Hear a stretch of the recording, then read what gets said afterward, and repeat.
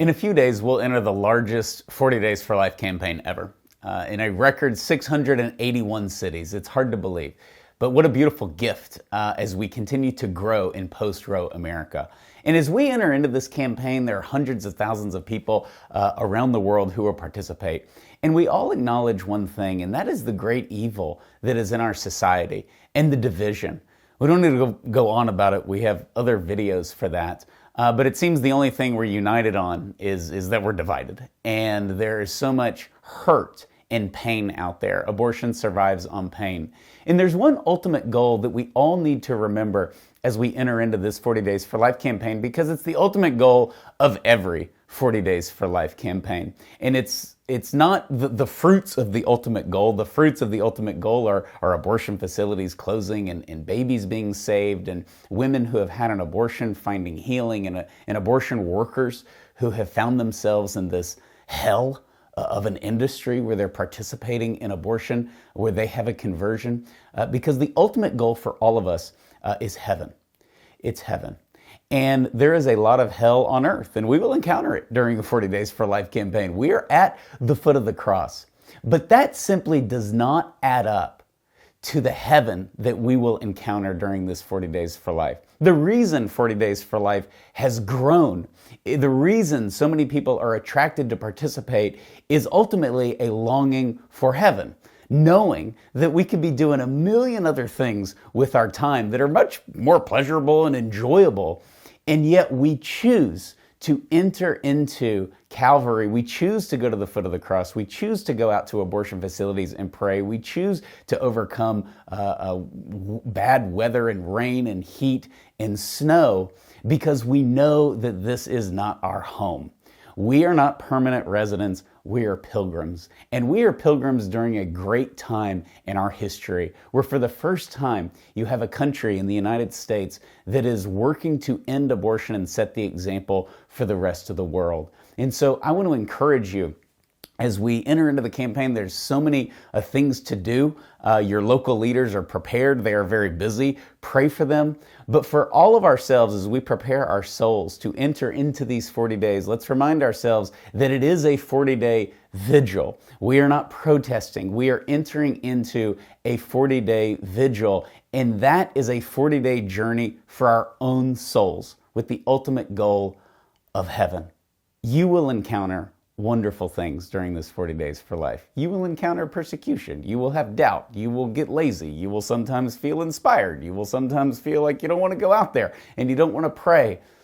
Remember the ultimate goal of heaven. And often in movies or in conversation or even ourselves, you picture heaven and it's just, you can't do it. It's goofy or it's cheesy or it's just bad. And we need to remind ourselves what St. Paul tells us. This is heaven, and we cannot forget it. From 1 Corinthians 2:9, what eye has not seen and ear has not heard, and what has not entered the human heart, what God has prepared for those who love him.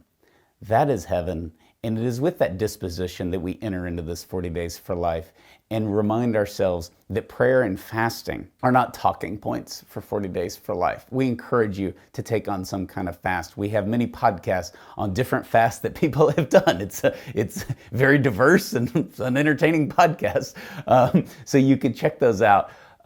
Take on some kind of sacrifice, take on some kind of fast, but definitely enter into 40 days of prayer. You will see the daily intentions and the scriptures and the daily emails. Those are free. Please sign up for those at 40daysforlife.com. But we also have a new prayer tool that we are very, very excited about, which is extremely powerful, and that is the new handheld, physical 40 Days for Life devotional, the 40-day journey through the life of Jesus Christ. This is a beautiful, beautiful book. It is new.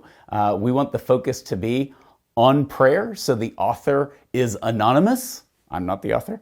And it is a beautiful, spiritual, enriching journey of 40 days. And so I encourage you, we just got these in and they're available. They're, I think, 11 or 12 bucks on the website. If you buy 19 or 20 or more, the price dramatically drops by about 50% for $6. And so I encourage you to get the devotional. I encourage you to use the Imitation of Christ. We've talked about that wonderful book a lot. I encourage you to use some spiritual work. We also have the 40-day chapter books, To the Heart of the Matter, which is a 40-day prayer devotional that I did write, and also The Beginning of the End of Abortion, which is also a 40-day journey. Use something, not because I'm telling you to, but because if you're anything like me, you're lazy and you need that daily reminder, particularly when things get hard and things get difficult, as they will during 40 Days for Life. But all of these resources, whether it be